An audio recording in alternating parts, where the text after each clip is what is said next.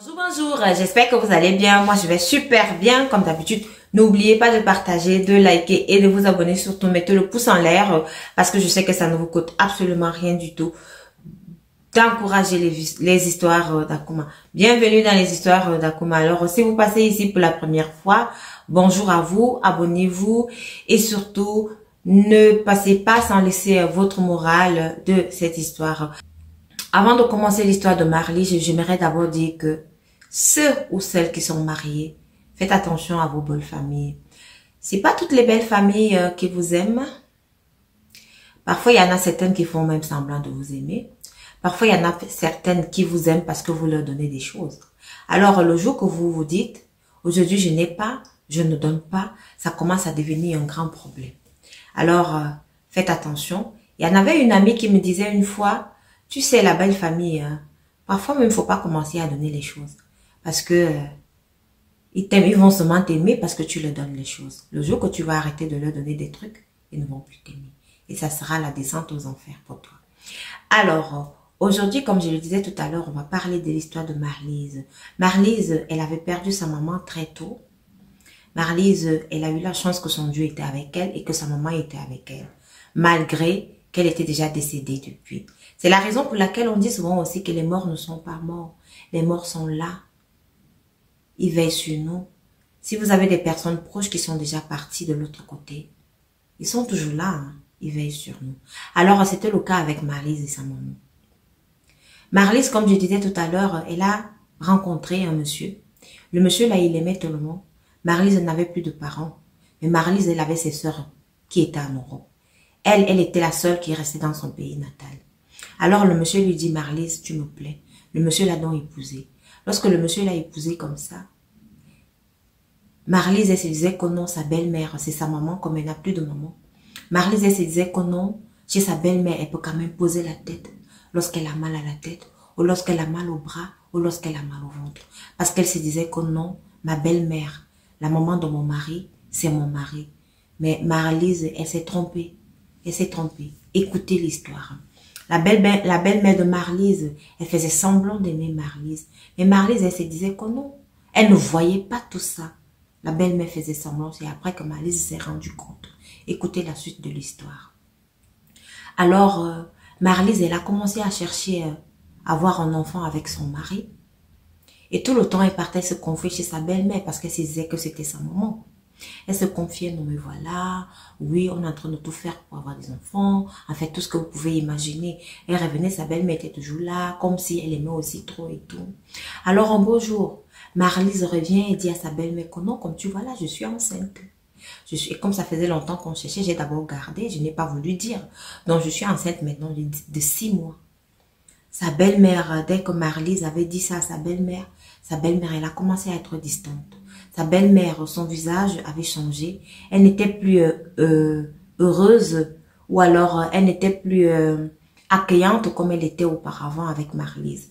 Non, Marlise, elle a remarqué, mais elle n'a pas prêté attention. Et pendant les sommeils de Marlise, il y avait sa maman, la propre maman de Marlise qui était décédée depuis des années, qui venait dans le sommeil de sa fille et lui dit, ma fille, fais attention à ton entourage. Il y a des gens qui ne te veulent pas du bien. Marlise, tu vois, vous voyez, dans les rêves, on vous dit ça. Bon, vous vous réveillez le matin, ça reste quand même là dans votre tête, mais vous n'en parlez à personne. Alors, Marlise, son mari était en mission. Marlise, elle était déjà à terme, hein. Mais malheureusement, son mari devait aller à une mission qui était très très importante. Il n'avait pas de choix. Il avait dit à Marlise que ma mère est là, au cas où quelque chose arrive, au cas où les contractions commencent, il faudra l'appeler. Alors, le mari de Marlise, il est parti à mission comme c'était prévu. Marlise, elle est restée seule dans la maison. Le lendemain, les contractions ont commencé, elle a appelé sa belle-mère. Alors, elle a appelé sa belle-mère plusieurs fois, plus de 20 appels en absence. Sa belle-mère n'a même pas daigné prendre le téléphone. C'est comme ça que Marlise, elle est restée dans la maison. Elle a accouché toute seule dans la salle de bain, dans la baignoire avec l'enfant. Imaginez-vous, les gens ne savent pas que la femme, lorsqu'elle est enceinte, à cette position-là, elle est vulnérable. C'est très, très, très facile qu'elle passe sa vie à trépas. Les gens ne le savent pas. C'est comme ça qu'elle n'avait donc personne comme je le disais tout à l'heure, personne. Elle est accouchée seule à la maison. Et le lendemain, elle a pris son enfant, elle l'a amené elle-même à l'hôpital. Quand elle l'a amené à l'hôpital, on l'a aussi ausculté pour voir si tout s'était bien passé. Ils ont enlevé tout le reste de sang, comme vous savez, le tralala de l'accouchement là. Heureusement pour Marlise, le placenta était sorti. Donc le reste là, il fallait juste enlever un peu de sang, comme ils ont l'habitude de faire là. On a tout nettoyé et puis on a regardé l'enfant si tout allait bien et tout. Donc tout allait bien. Et c'est comme ça alors que le mari de Marlise, il est rentré. Quand il rentre là, il était tellement content de voir que Marlise avait fait une fille. Donc, ils étaient contents après toutes ces années-là qu'ils ont cherché à avoir un enfant. Enfin, ils ont une fille dans la maison. Mais alors, la belle-mère n'était pas contente de ça. Mais Marlise, elle ne voulait pas croire que sa belle-mère n'était pas contente. Marlise ne voulait pas croire que sa belle-mère était méchante. Marlise ne voulait pas croire que sa belle-famille ne l'aimait pas. Mais Marlise, elle était toujours là. Alors, comme on dit, vous êtes dans un couple, vous vous entendez bien, vous vous aimez, alors votre vœu, c'est de continuer à faire des enfants. Alors Marlise, elle est retombée enceinte, deuxième grossesse, tout allait bien. À 5 mois, Marlise dit à son mari que non, elle sent les douleurs au bas-ventre. Elle sent les douleurs au bas-ventre. Elle ne comprend pas ce qui se passe et tout. C'est comme ça que Marlise dit à son mari, s'il te plaît mon chéri, amène-moi à l'hôpital. C'est comme ça que les deux sont partis. Ils arrivent à l'hôpital. Alors à l'hôpital là-bas, on voit une grosse boule donc lorsqu'elle est arrivée à l'hôpital, pendant qu'elle était aux urgences là, au moment T, on voit une grosse boule qui sort de son ventre, une grosse boule de sang et tout. Marlise, elle s'est dit que non, c'est son enfant. Mais quand on fait l'échographie, on regarde, on se rend compte que non, il n'y avait même pas d'enfant dans le ventre de Marlise. Que tout ça là, c'était qu'une boule de sang. Mais pourtant, avant, Marlise, lorsqu'elle a commencé les consultations liées à la grossesse, on voyait l'enfant. On voyait l'enfant. Écoutez bien. À ce jour-là, donc, ce n'était qu'une boule qui était sortie, plein de sang et tout et tout. C'est comme ça que Marlise, donc, elle est rentrée à la maison. On l'a bien auscultée encore et tout. Elle est donc rentrée chez elle à la maison. En rentrant donc comme ça à la maison, la première nuit qu'elle a passée après cet incident-ci, elle voit encore sa maman qui vient dans son sommeil, lui dit que fais attention à ta belle-mère. Il faut faire attention à ta belle-mère parce que je pense que cette âme-là ne t'aime pas. Marlise, elle se réveille le matin. On avait l'habitude qu'elle se perdait parfois. Pendant les moments d'absence, elle parlait toujours ça, elle dit ça à son mari que c'est quelque chose m'arrive ici, c'est ta maman. Mais le mari ne voulait même pas entendre que non, sa maman puisse faire une chose pareille. Et parfois le mari disait à sa femme Marlise que non, au départ, tu étais bien avec ma maman. Mais qu'est-ce qui t'arrive maintenant? Mais pourquoi tu ne l'aimes plus? Pourquoi tu dis des choses comme ça de ma maman? Je ne pense pas que ma maman puisse faire une chose pareille. Mais Marlise, elle restait toujours tranquille. Après, quelques semaines après, donc, Marlise, elle recommence à avoir mal au ventre. Elle dit à son mari que, mais j'ai mal au ventre là, je ne sais pas ce qui m'arrive et tout et tout. Son mari lui dit que non, peut-être il faut prendre les comprimés, ça va passer. C'est comme ça que Marlise, alors, elle a pris les ibuprofènes, elle a bu, c'est passé. Marlise se dit que non, cette fois-ci, comme ça se passe comme ça, il va falloir aussi que j'aille chercher un pasteur qui va commencer les prières, qui va peut-être me dire ce qui ne va pas et ce que je dois faire. C'est comme ça que Marlise, alors, elle a cherché les pasteurs des églises et réveillées. Elle en a eu un parce que on lui avait dit qu'il y avait un certain pasteur qui était assez fort, qui était assez compétent. C'est comme ça que Marlise est donc allée voir le monsieur. Elle a expliqué son problème au monsieur, dit au monsieur que non. Et par rapport au rêve que j'ai, où je vois ma maman venir me prévenir, et par rapport à tout ce qui s'est passé, parce que depuis, avant ma première grossesse, j'ai cherché l'enfant avec mon mari. On n'arrivait pas à avoir l'enfant. On n'avait que des fausses couches. Il a fallu que je cache cette grossesse-ci pour avoir ma fille que j'ai aujourd'hui. La grossesse suivante, là, c'était bien de l'enfant, mais tout est sorti. Là, je n'en peux plus. Si vous pouvez me dire ce qui ne va pas. C'est comme ça que le pasteur, là, il a commencé à faire des prières sur Marlise. Ils ont commencé à faire des neuvaines, ils ont fait des prières et tout. Alors, la semaine qui suivait, le monsieur, il appelle Marlise. Il était 6 h du matin. Marlise s'en va et dit à son mari que oui, voilà ton petit déjeuner et tout, mais je dois aller chez mon pasteur. Elle est partie, elle arrive là-bas, le pasteur lui dit que non, effectivement, ce que votre maman vous dit dans vos rêves là, c'est vrai. C'est votre belle-mère qui est la cause de tout ça. C'est elle qui ne veut même pas que vous fassiez d'enfant. Marlise qui dit que non, mais ma belle-mère, au départ, elle était toujours gentille avec moi. Mais comment, je ne comprends pas pourquoi maintenant. Comment ça peut être ma belle-mère? Le monsieur lui dit non. C'est ta belle-mère qui est la cause de tout ça. Il y a quelqu'un qui est là, qui met sa main et c'est ta belle-mère. C'est comme ça que Marlise, elle est donc rentrée. Quand on lui a dit ça, étant donné qu'elle n'était pas seule et que ses sœurs, comme je disais tout à l'heure, elles sont toutes en Europe, elle était la seule qui était restée dans son pays natal avec son mari qu'elle avait épousé. Elle s'est dit, bon, là maintenant, je vais couper les ponts avec tout le monde, je vais rester chez moi, je vais me concentrer encore à avoir un prochain enfant avec mon mari et tout. Je vais pas me mettre en relation avec tout le monde et tout. C'est comme ça que Marlise est donc restée chez elle. Elle est retombée enceinte et lorsqu'elle est retombée enceinte comme ça, elle est restée là chez elle. Elle n'entre pas en contact avec les gens, sauf seulement avec ses sœurs qui étaient en Europe. Et elle racontait toujours beaucoup de choses à ses sœurs. Parfois, lorsqu'elle était en conversation téléphonique avec ses sœurs, elle les disait, si jamais quelque chose m'arrive, je pense, c'est ma belle-mère. Mais après, ses belles-sœurs lui posaient la question, mais qu'est-ce que tu viens de dire? Mais Marlise, elle disait que non, je ne sais pas. Donc, elle changeait brusquement de sujet. C'est alors, comme je disais tout à l'heure, qu'elle est retombée enceinte.